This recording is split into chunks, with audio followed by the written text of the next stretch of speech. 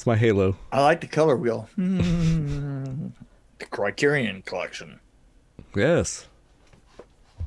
You All see, right. I didn't even see the words, and I knew that had to be the Criterion Well, I need to Collection. see this. Oh, Janus films. Gotcha. Okay. This is one that you recommended as a background, so I finally found it. It's a Doo-doo. fandom carriage. Oh yeah. Oh yes. You've seen Phantom Carriage, right? Yeah, I want to say we reviewed it at some point. We did review it a long time ago, Yeah. and I have to say that the Phantom Carriage in two time is awesome. Isn't that like really long too? It not if you're on two Oh, time. you probably watch it in an hour and a half or an hour. Yeah, yeah. I'm This sure. one, this is a very special movie for me because I actually like this one still. I probably gave myself Really? away just now. No, I rented this back in 98, 99 probably when I was in college, University of Tennessee. And I actually enjoyed it. And I thought it wouldn't stand the test of time, kind of like Teen Wolf. Teen Wolf didn't really stand up like I thought it would. This actually, I think, was Wait. what I expected. You're talking about Jack Snow, Jack Frost, Jack Frost. a murderer, basically escapes from a prison transport, and some special radioactive material falls on him, and he dissolves into the snow and becomes a killer snowman. I love genetic material. It was described. There was a sign on the side. I love that the one sign says the one truck that's going down the road has a sign on it that says basically it's a term for on the way to the electric Yeah, chair. yeah, on the way to And, to the. and the other truck coming the other way has a tank on it that says genetic material. You know, just in case you're going to miss the point. Well, they even explained somewhere. it. Oh, well, it's a good thing he doesn't have to drive back because he's Yeah. getting Ha, ha, electrocuted. ha. Yeah.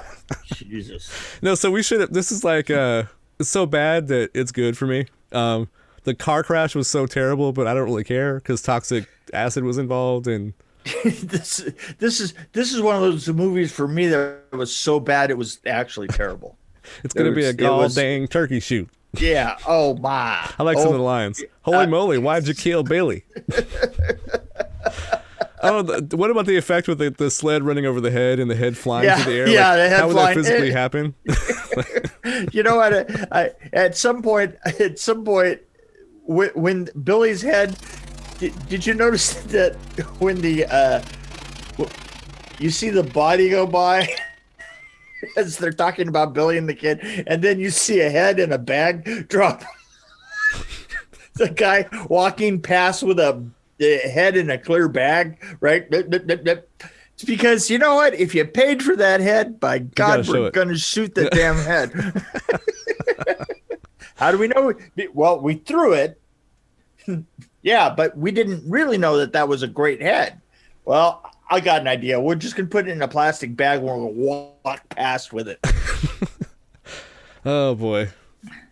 Well, this was, I don't know. This had everything I wanted. It was like a terrible horror movie. The plot was stupid. The acting was kind of lame. But it had Shannon Elizabeth's first acting role, and she was nude in it. And it was a very exciting scene. And I remembered it differently. I thought he was holding a carrot, but I guess that must have been in my mind, like, that he was holding it. Oh, he is the carrot, baby.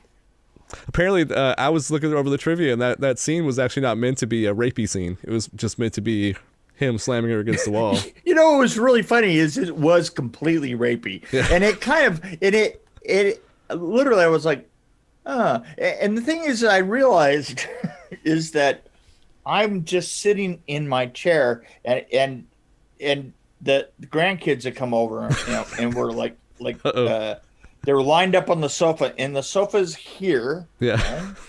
And Paula's right here. Uh-oh. And I'm like in the corner, and I'm just watching, and I don't mind the blood and all the rest of that because I'm watching with my headphones, watching my screen, and they're watching SpongeBob, right? So SpongeBob is going on in the background. SpongeBob and the kids are like, ah, Let's go. And then and I'm basically watching a snowman fuck a girl. They just banging this girl up against the side of the tower, you know, and it went on, and there was a lot of banging going on. I was like, well, that was actually yeah. supposed to be it wasn't supposed to be a rape scene. It was like apparently they were editing it, and they said this looks a little rapey because there's a carrot floating, and so they thought about reshooting it with this carrot in and just have her slamming her against the wall, but they left it in.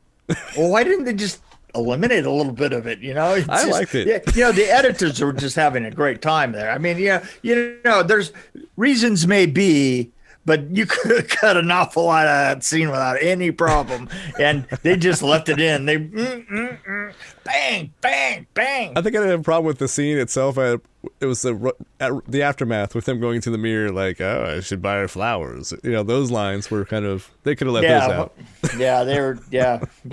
But you know, the special effects in this film were so bad. I mean, they were snow bad. There wasn't snow. It was like cotton, right? It was all cotton. Yeah, it was. How do you make fake snowmen? Is it like cotton balls, or there are 1,000 ways to make fake snow, and you want me to go through them, because I'll go through some of them. You know, not all of them. The thing is, the newest kind is the Disney snow, and Disney came up with essentially a wetting agent that is blown under a certain pressurized type that they use at their parks now, right? And everybody uses that on the sets, and it's easy to wash away. It doesn't, you know, it's basically just like a little bit of soap. I mean, that's all it is, right? But the stuff that we were dealing with back in the day, you had these choices. You had down. Down was very, very expensive, but it looks the most like snow. And if you're outdoors, you don't have to clean it up because it is just down, right? Right. Yeah. You have polyester snow, which always looks like polyester, and it always has this tendency to stick on somebody's forehead or something and just stay there. You know, it's like the eternal snow, right? Potato flakes. Now the thing is potato flakes are best for a blizzard because it's very hard to see snow. If you're doing it with down, it's hard to see as it blows by.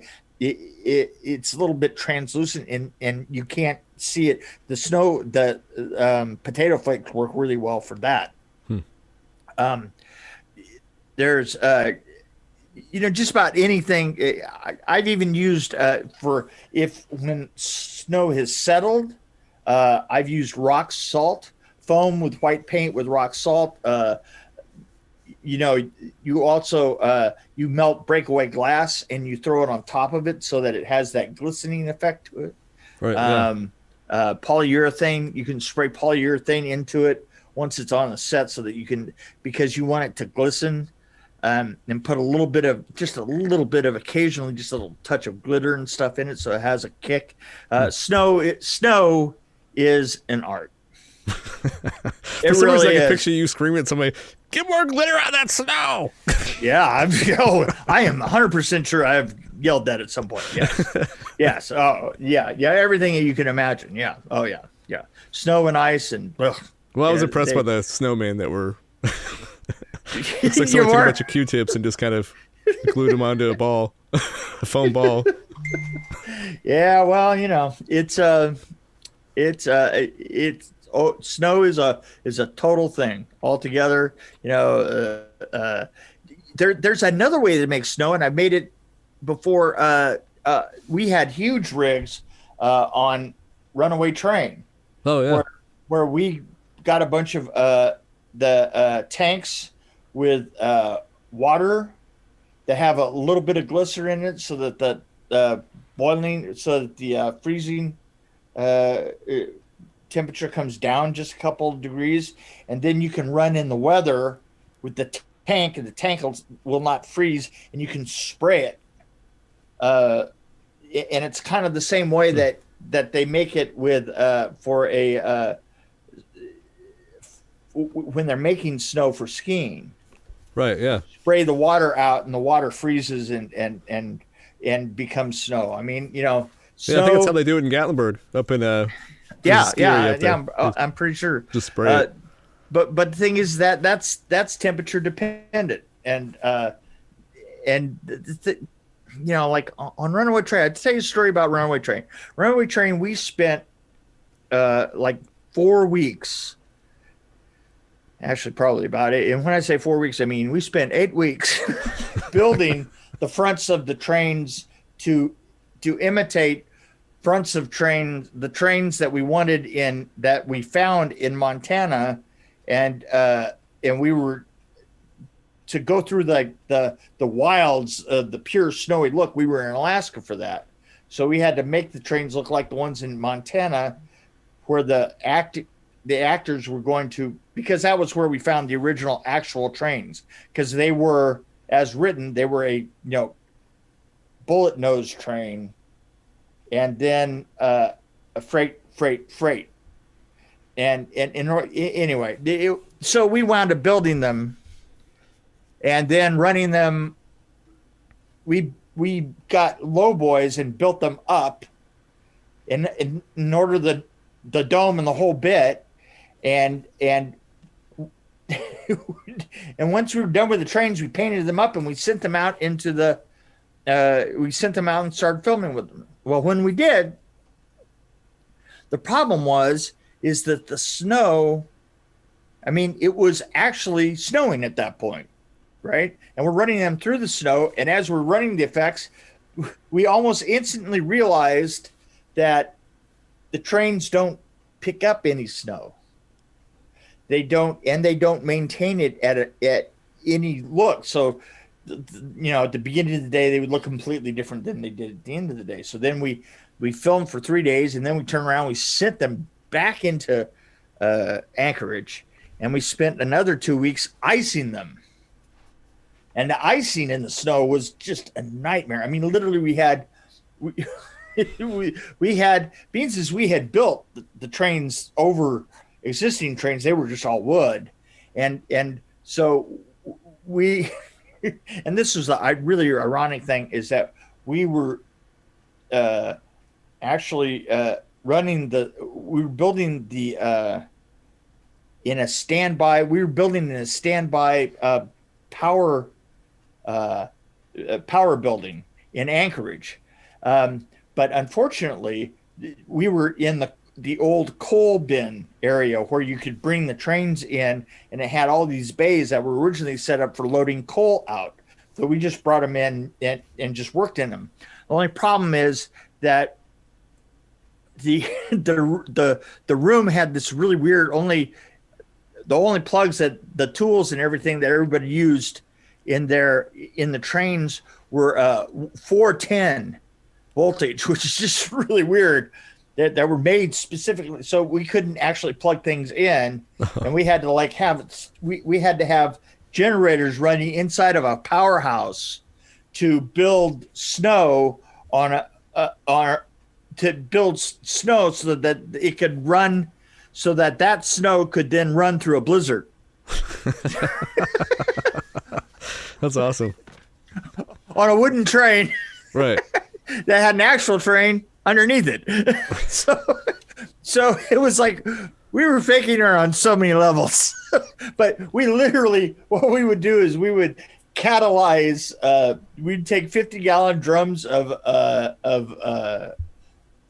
resin, and we foamed everything up and painted it white, and then we took these 50-gallon drums of resin and literally hoisted them up on one of those long tracks, that runs overhead, and each train we would just take the resin and we would like mix it all up, all 50 gallons, and then take it, just go up and really quick cut a hole in the bottom of it and then just and run the 50 gallons up in the air, just let it run over and down the thing, and then we get up there with like just brushes and just brooms and just bring that resin down over. It was the nastiest work, and I mean hundreds and hundreds of gallons of resin down over the trains and stuff,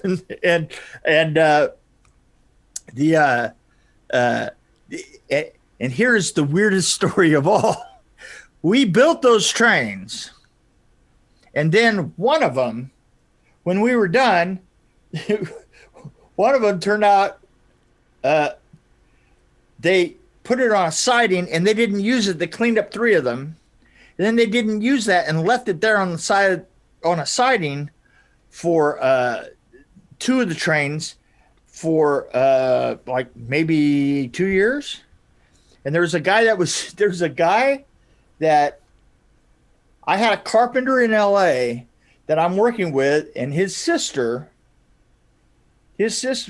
got this calendar in the mail that was literally her brother had taken pictures of particular trains all over America and had like taken the most beautiful and amazing looking ones. He made a calendar of them, and she opens up the calendar as I'm walking by, and I go, and I look down and I go, wow, I built those. And she goes, yeah, right, you built those. And I go, no, I built those. Get a magnifying glass, and the numbers on the trains are going to be 512 and 831. No, 531 and 812.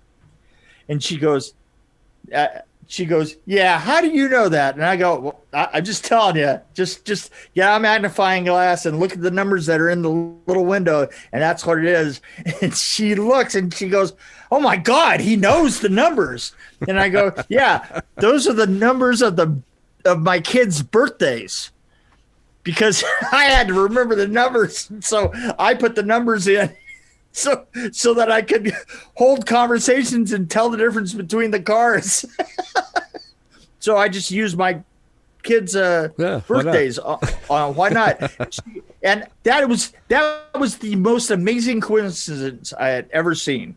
That 2 years later, he on this great on a siding up there, that fake train was still sitting there. Wow.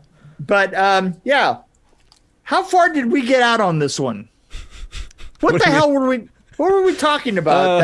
I was like, I got you sidetracked because I started talking about snow. Oh, it's talking about snow. No, but, well, at least we had that thread. No, it made sense. I mean, that was something. Sometimes sometimes we've worked with a lot less. Let's put it that way. But I Brown Space Films. They have a new film they're working on, a Star Trek film, Warrior's Death. So check it out. I loved it. I like the extreme close-ups of the snowman's face, the cop getting out because there's a snowman with a stop sign. It's really stupid. The POV shots where they had the frosting around the edges. He shot icicles out of his hands.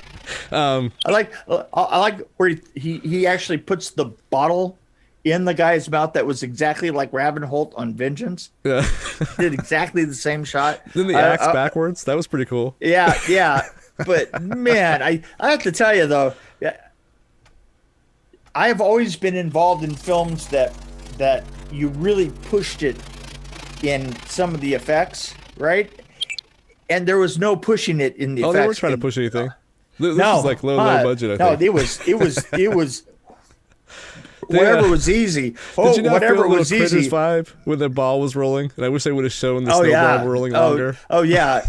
And the hair dryers. I mean, come on. I don't think it would, but the hair dryers. Now, I have to say that if you're doing a low budget film and you need a weapon that just has never been used before against a snowman, and you have an entire town,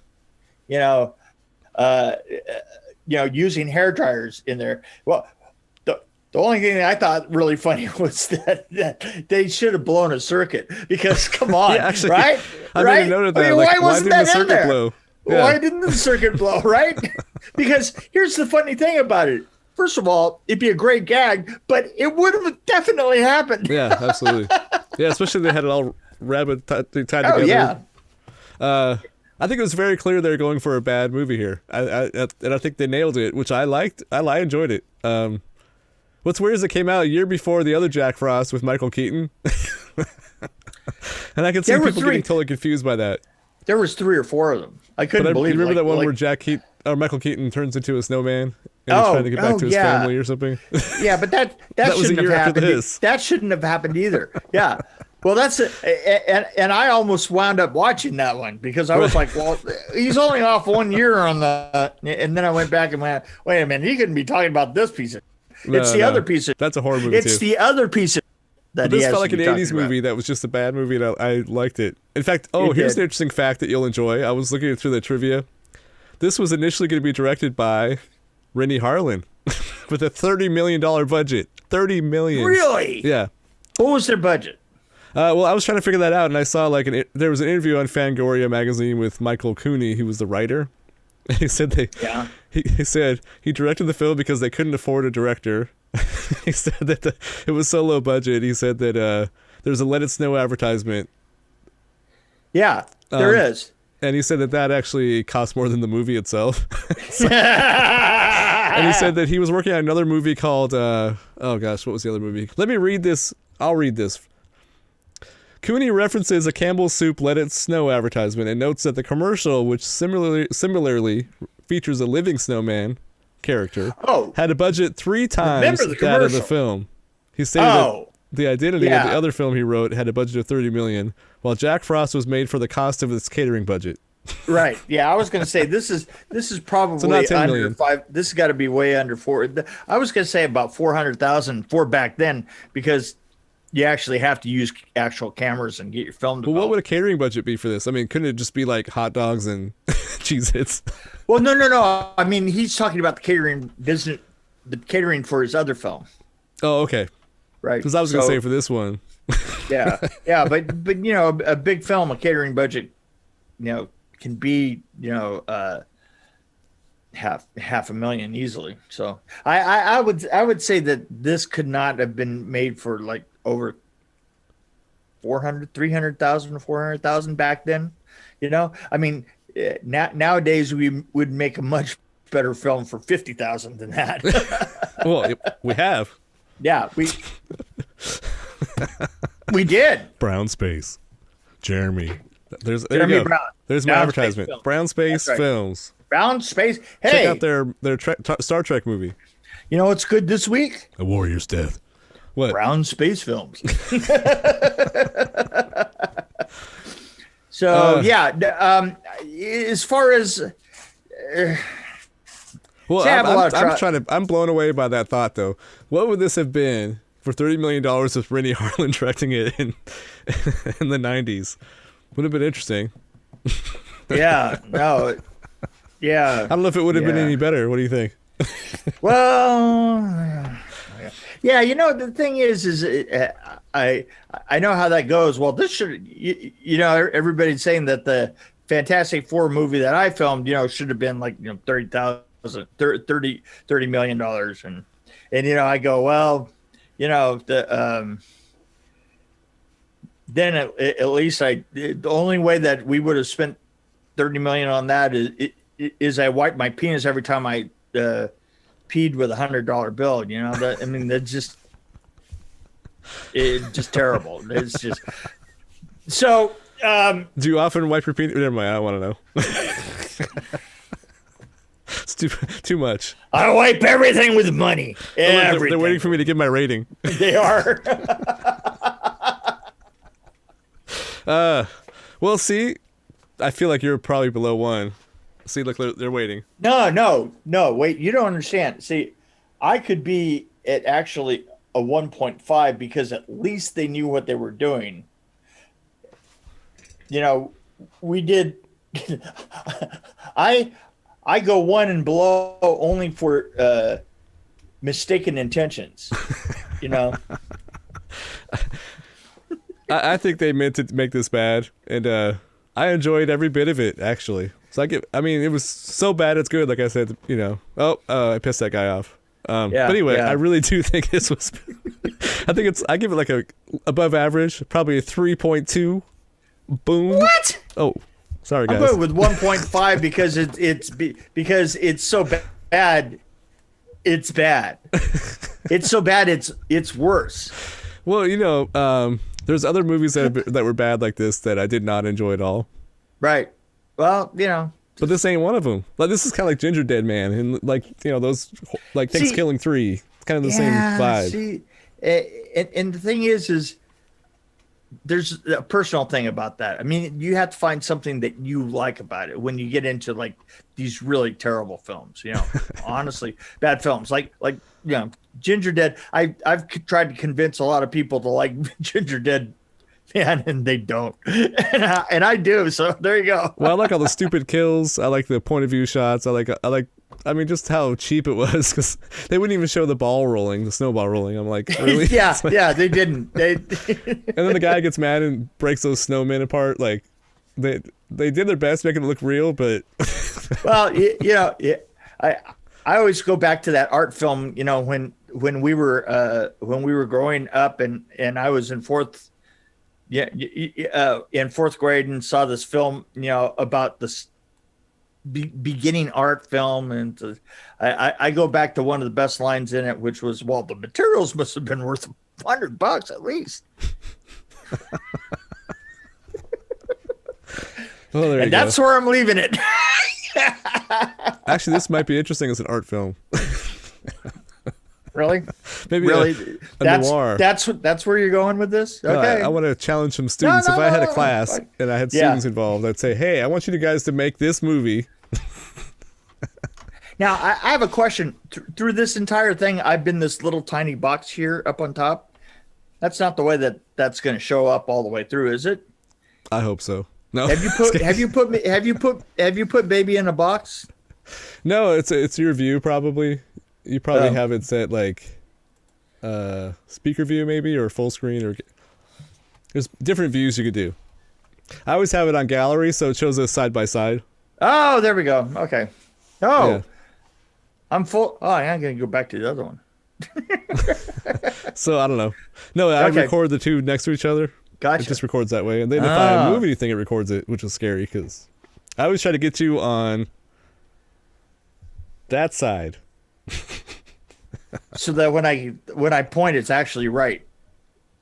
I'm pointing actually the direction that I can see. So that's which is actually opposite. But what's confusing about Zoom is it changes. Like if I'm on a call with my coworkers, like if I'm on the top, somebody else sees me at the bottom, which is really confusing. It's like yeah. And then I found out you can move the screens around. I think that this period of time, this pandemic thing, I think that the view that in my head, when I think of the pandemic in 10 years, I'm going to think of it as being a rectangle because everything is always a rectangle. Yeah. Well, I've been in this area working for 9 months now in the same room that I do the podcast in. Exactly. Well, yeah, but I've been basically, working with my wife in a room and somehow I avoided like the cube aspect of it. But there you go. Well, to make yourself more comfortable, you should take a piece of paper and cut a square out of it and walk around like that. I'm leaving. I'm leaving, right? I guess we're done. Okay, bye. All right, bye.